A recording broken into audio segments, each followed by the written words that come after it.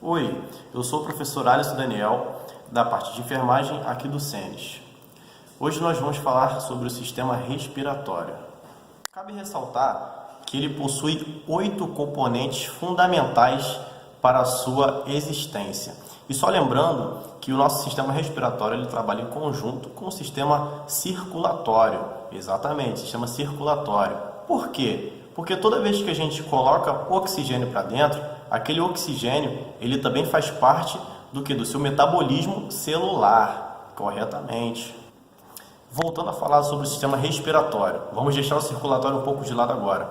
Então vamos citar os 8 componentes? Então vamos lá, o primeiro de todos é o nariz, exatamente. A gente tem o nariz, a cavidade nasal, a faringe, a laringe, a traqueia, os bronquíolos, os brônquios e os alvéolos pulmonares. Isso mesmo. Então vamos falar passo a passo sobre cada um deles. O nariz, para quem não sabe, é um órgão. Exatamente, ele é um órgão que fica localizado na parte externa do nosso corpo. E é ali que começa todo o processo respiratório. Quando você inala o oxigênio, a gente tem dentro do nosso nariz os folículos pilosos, que são aqueles cabelos, que a gente costuma ver e tal, e acha feio e acaba depilando ou tirando erradamente, porque esses cabelos eles fazem a primeira linha de defesa do nosso corpo contra os agressores menores e agressores maiores, que possam vir a trazer qualquer tipo de infecção pulmonar ao nosso corpo. Vamos falar um pouco das cavidades nasais ou fossas nasais, como vocês quiserem chamar.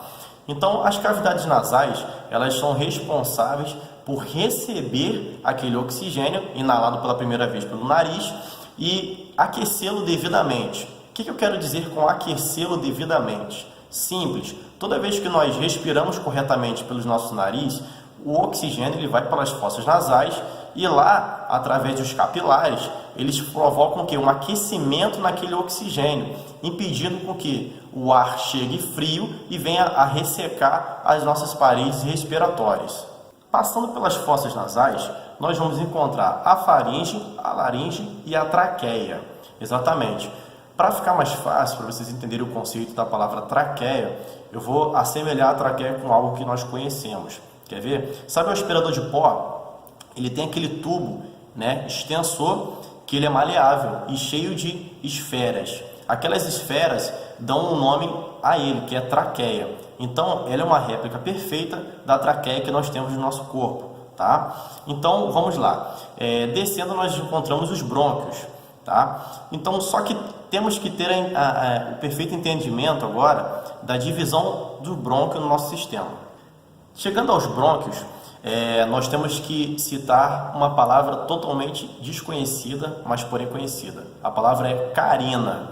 A carina é a divisão dos brônquios, ou seja, o brônquio ele chega a um determinado momento que ele se divide em duas partes, brônquio principal esquerdo e brônquio principal direito. E essa divisão dá-se o nome de carina.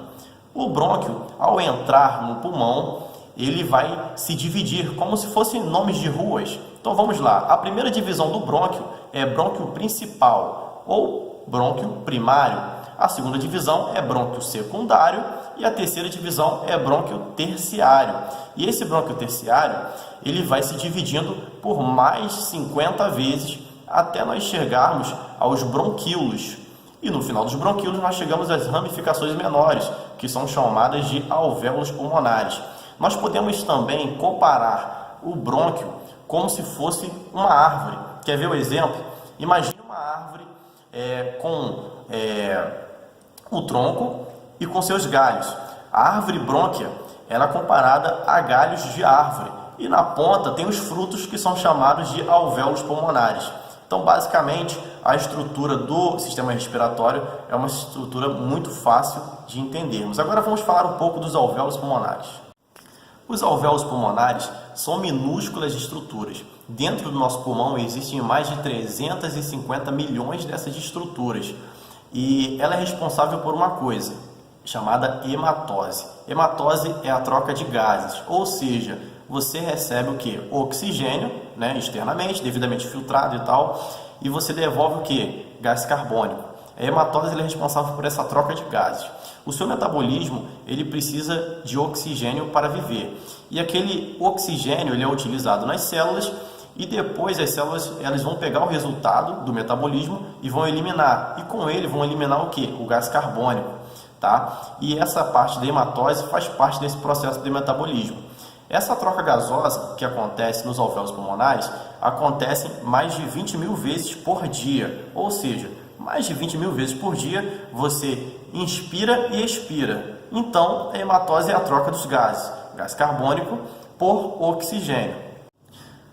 Logo após desse processo ter sido realizado, essa troca gasosa, nós temos que lembrar também que todo o oxigênio que é inalado pelas nossas vias aéreas, ele é devidamente o quê? Filtrado. Então, aquele cabelinho que tem no nariz, ele é fundamental como barreira de proteção no nosso corpo. E durante todo o processo respiratório, o nosso corpo, ele também trata de filtrar aquele oxigênio para que ele chegue o mais puro possível no nosso pulmão, tá? E existe um auxiliar fundamental para esse processo, que é o diafragma. O diafragma ele é um músculo mais importante na respiração, então ele auxilia principalmente na sua respiração. E o órgão mais importante da respiração é o pulmão. E aqui a gente quebra os mitos e os tabus. Isso cai muito em concurso público e pega muita gente desprevenida. A diferença entre diafragma e pulmão. Então, vamos recapitular. O diafragma ele é o músculo mais importante na respiração e o órgão mais importante do sistema respiratório é o pulmão. Como vocês puderam ver, o nosso sistema respiratório é fundamental para a nossa existência. Tá? Então, gente, se vocês gostaram do vídeo, deixa aí uma curtida, tá? E se tiverem perguntas, coloquem aqui no canal do CNTV Digital. Um abraço, a gente se vê por aí.